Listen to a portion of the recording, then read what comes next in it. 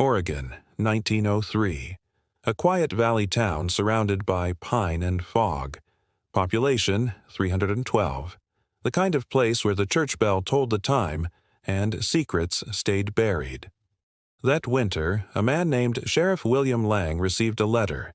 It was unsigned. The message was short. Two people living as man and wife are brother and sister. They are twins. The sheriff didn't act at first. Rumors were common, and Oregon had its share of strange families. But 3 days later, he saw them himself, standing side by side in the Sunday congregation. They looked identical. Same pale hair, same dark eyes, the same quiet stillness.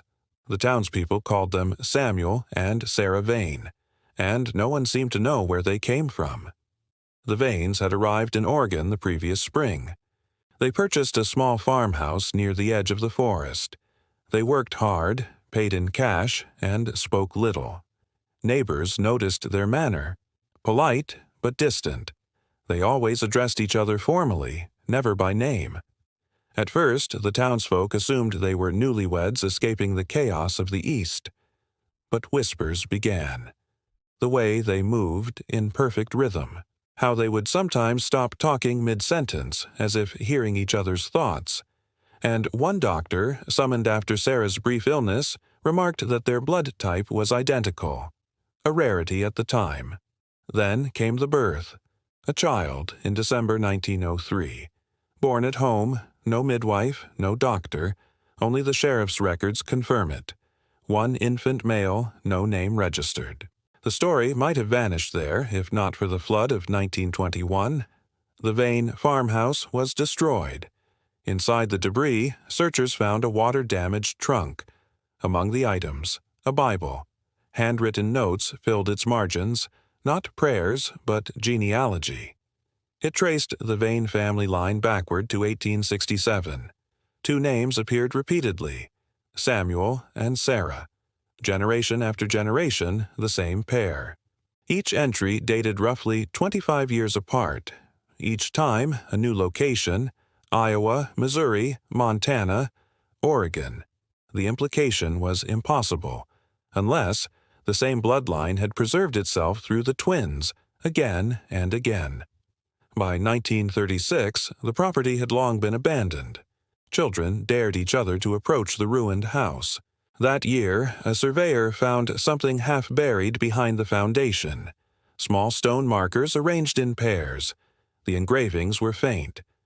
SV and SV on each. No dates, no explanation. Locals began calling it the Twin Ground. They claimed on certain nights the air near the old farmhouse grew unnaturally still and the forest went quiet. One logger swore he saw two pale figures watching him from the tree line. He quit the next day. Part 5. The Letters of Dr. Hale. In 1949, a historian named Dr. Benjamin Hale uncovered correspondence from a physician who had treated the Vanes. The doctor's notes were clinical but uneasy. He wrote, "They possess a bond I cannot describe. When I treat one, the other reacts. Their pulses synchronize. And when Sarah was ill, Samuel's temperature rose identically."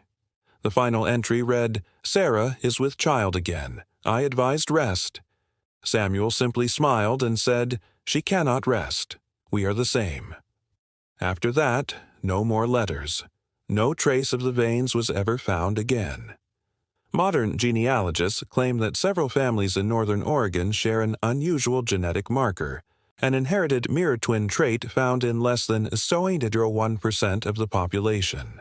Some researchers quietly connect it to the Vane name. Others dismiss it as coincidence. But one local archivist made an observation that chills even skeptics. In the church records, each generation of this family produced twins. Always a boy and a girl. Always named from the same letters, S and S. And each pair vanished after their 30th year. Perhaps the Vanes were just fugitives, hiding from a scandal no one understood. Perhaps the Dynasty was nothing more than small-town paranoia. Or, perhaps, Within the quiet corners of Oregon's mountains, a bloodline still continues, repeating itself generation after generation, bound by a secret older than law or faith. When you look at their photographs, faint, faded, eyes identical, you might feel what the sheriff felt that winter in 1903, not fear, not disgust, but the haunting sense that nature itself can sometimes look back at you and smile.